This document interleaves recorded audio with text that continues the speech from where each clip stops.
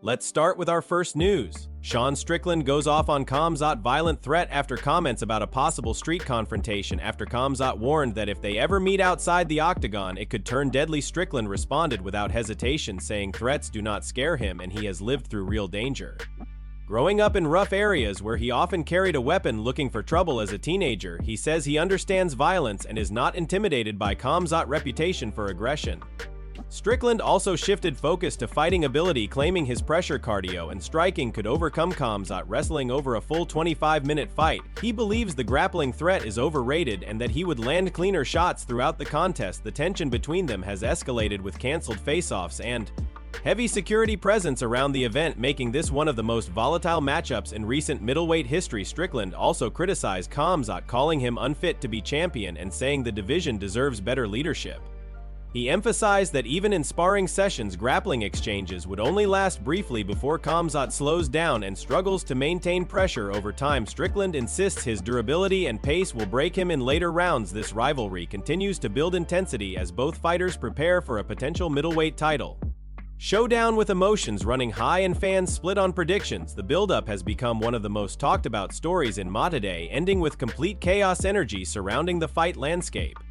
Strickland remains confident that experience, toughness, and mental pressure will decide the outcome rather than raw wrestling ability. He believes the fight will expose weaknesses in Khamzat's game under sustained pressure and fatigue deep into championship rounds, delivering a statement performance inside the move. On to another news. Alex Pereira reveals brutal training camp for Cyril Gane fight as he prepares for his highly anticipated heavyweight debut in the UFC White House event. Alex Pereira reveals brutal training camp for Cyril Gane fight as he prepares for his highly anticipated heavyweight debut in the UFC White House event. The former two-division champion says he will still cut some weight before stepping into the cage, expecting to weigh around 235 to 240 pounds on fight night. Despite moving up to heavyweight where the weight cut is much smaller, he admits this camp has been even more brutal than his previous ones because of the focus on building serious muscle mass and strength to truly compete at the biggest weight class in the sport. This matchup against Cyril Gane is shaping up to be a pure kickboxing masterclass between two of the most dangerous strikers in MA, throwing bombs on the biggest stage possible. Pereira continues to show why he is one of the most terrifying fighters in the game, refusing to take the easy route even while moving up in weight. If he can add the right size while keeping his legendary power and precision, the entire heavyweight division should be on high alert. He explains that this camp has pushed him harder than ever before, forcing adjustments in recovery, strength training, and striking volume to prepare for the size difference at heavyweight. He also hints that maintaining speed is just as important as gaining power in this new division. As the footage rolls, fans get a glimpse of intense sparring and conditioning work, showing how serious he is about making an impact immediately at heavyweight.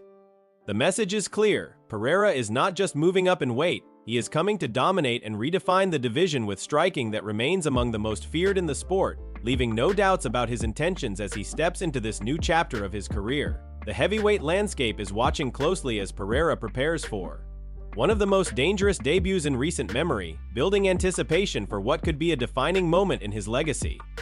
Fans and analysts are already debating how his power will translate against larger opponents, while others believe his timing and accuracy could make him even more dangerous at heavyweight. If he delivers a statement win, this division may never be the same again. The stakes could not be higher for his first heavyweight appearance in UFC history as expectations continue to rise rapidly. Move on to another news. Usman says the UFC's heavyweight division is back and on fire. On his Pound for Pound podcast, Usman said the division is back and on fire, pointing to the emergence of fighters like Josh Hawkett, Alex Pereira, and others as a sign of renewed momentum after a slow period. And now look at the fire that just slid in the division. You've got, don't forget, we not forget the champion. You got Tom Aspinall, let's not forget Cyril Gane, and let's not forget, you've got Volkov still there. You've got Sergey Pavlovich still there. You got Waldo Cortez Acosta there. And now you've got Josh Hawkett there as well. And let's not forget Shama. Mr. Alex Pereira has slid into the division now. Man, this was a quick turnaround. This is quick. Now you got a legit 6'7" heavyweights that can do work. So man, and let's not forget, yeah, I know he's down there at, I believe, number 10 or something like that. Number 11, Tyrell Fortune, another wrestler, Joan, now in the UFC with his first victory and is already in the top 10, cracking the top 10, top 11. So man, this division turned around really quickly, Henry, and I think we're going to start seeing some fireworks from the heavyweight division as we've always been intended to. Usman emphasizes that the heavyweight landscape has completely shifted in a short time, with multiple elite contenders now active and capable of changing the division at any moment. He believes the depth is the strongest it has ever been, and that matchups between these names will bring constant chaos and excitement for fans. With strikers, wrestlers, and new rising prospects all mixing together, the division is no longer slow or predictable. Instead, it is filled with dangerous fights that can end at any moment, making every matchup feel like a main event. He expects the next wave of heavyweight fights to deliver highlight finishes and shocking results as momentum continues to build across the roster. The division is now entering a new era where every fight carries real stakes and fighters must prove themselves against deeper competition than ever before. Usman believes this shift will define the next generation of heavyweight champions and create unforgettable moments inside the octagon as the division continues to evolve rapidly. Worldwide attention. Move on to another news. Khamzat shocks teammate as Pico calls out Lerone Murphy and opens up about training inside Team Chimaev. Team Chimaev is making serious noise once again as Pico, a UFC featherweight contender who has trained extensively with Khabib Nurmagomedov and Islam Makhachev, just opened up about what it is really like rolling with Khamzat. Pico said Khamzat's strength and control feel completely different from anything he has experienced, even after feeling the elite Dagestani wrestling from Khabib and Islam. He specifically highlighted Khamzat's terrifying ability to dominate opponents using just his legs and lower body control, calling it one of the most unique pressures he has ever felt in training. Pico also revealed that the entire team is laser-focused on turning both him and Arman into future UFC champions. He described the environment as highly competitive, with constant attention to detail in grappling, positioning, and control. According to him, Khamzat breaks down every small movement, explaining when to adjust grips, when to go high, when to go low, and when to attack the legs, making his knowledge just as dangerous as his physical strength. On top of that, he doubled down on his desire for a rematch against Lerone Murphy. Many fans and analysts believe he lost the first meeting because of his own over-aggressiveness and poor mid-fight decisions, not because Murphy was the better fighter. Pico believes he has improved since then and wants to prove it in a second matchup, under better game planning and control. With Khamzat preparing for a potential move to light heavyweight after a possible clash with Strickland, the entire team is operating at full throttle, pushing multiple prospects toward title contention at the same time. The energy inside the camp is described as intense, focused, and constantly evolving, with fighters sharpening every aspect of their game. Pico emphasized that training alongside names like Khabib and Islam has been a privilege, but Khamzat brings a different kind of pressure that forces rapid improvement. He explained that his goal is to become more dominant in top control, focusing heavily on holding opponents down and doing damage once positions are secured. He added that each elite teammate has a unique style, and learning from all of them is shaping his path toward championship level. Pico stated that his ultimate goal is clear: to refine his wrestling, dominate opponents consistently, and eventually win a UFC belt, completing the journey from prospect to champion inside the octagon. Move on to another news. Jon Jones argues with Daniel Cormier in explosive exchange while filming Alpha Reality, the Russian version of The Ultimate Fighter. While filming Alpha Reality, the Russian version of The Ultimate Fighter, Jon Jones challenged Daniel Cormier to a one-minute fight. DC was not interested, but immediately fired back, accusing Jones of using steroids throughout their rivalry. The tension between the two escalated quickly as old accusations and insults resurfaced on set. Jones responded with confidence, dismissing DC and calling him emotional, saying he behaves like a child. He repeatedly questioned DC in front of everyone, trying to push the idea that the debate between them had already been decided long ago. He insisted that there was no real argument left about who the better fighter is. DC pushed back, saying the debate was not truly settled, which only made Jones double down. Jones kept repeating that the discussion should have ended years ago, offering to give DC a one-minute fight if he really wanted to prove something. The back and forth became increasingly personal as both men refused to back down.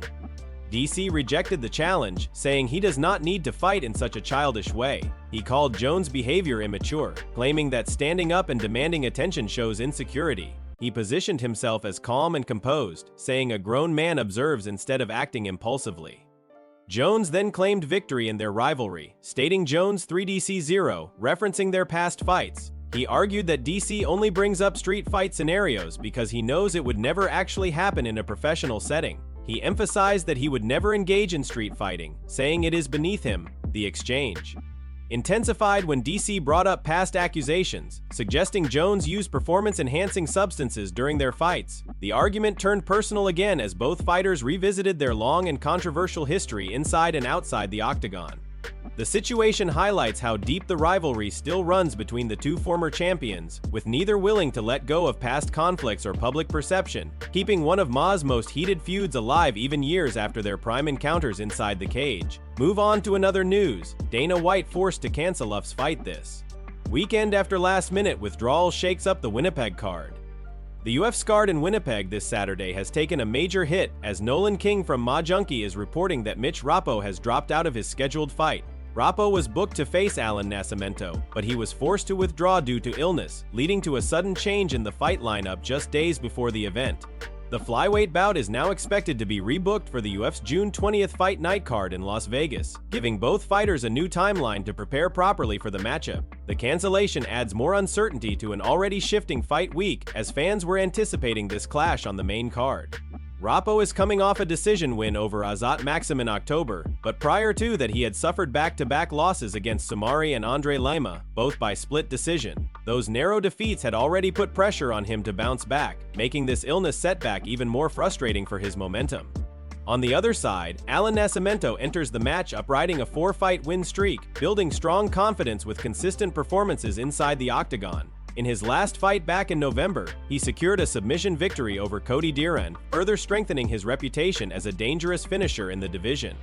With both fighters now expected to meet in June, anticipation continues to build as analysts look ahead to how the matchup will unfold once it is finally rescheduled. The stylistic contrast between Rappo's durability and Nascimento's finishing ability makes this a highly intriguing flyweight contest.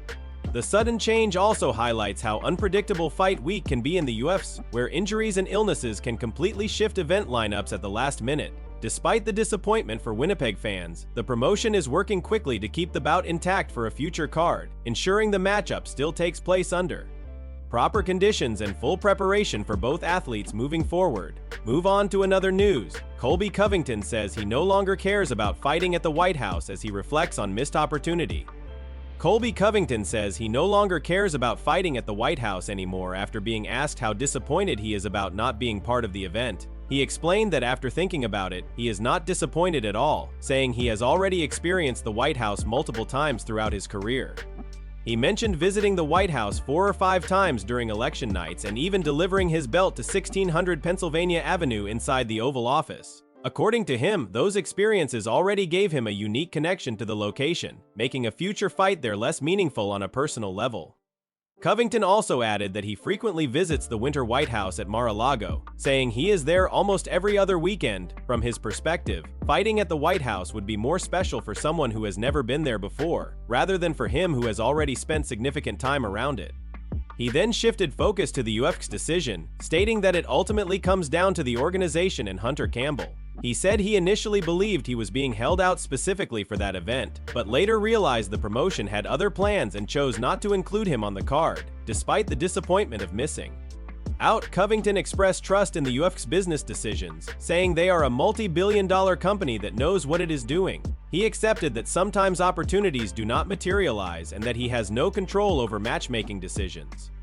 He concluded by saying it is what it is, acknowledging that while he wanted the opportunity, the decision was ultimately out of his hands. His comments reflect a more resigned attitude compared to his usual aggressive persona, as he appears to move on from the idea of competing at one of the most unique venues in combat sports history.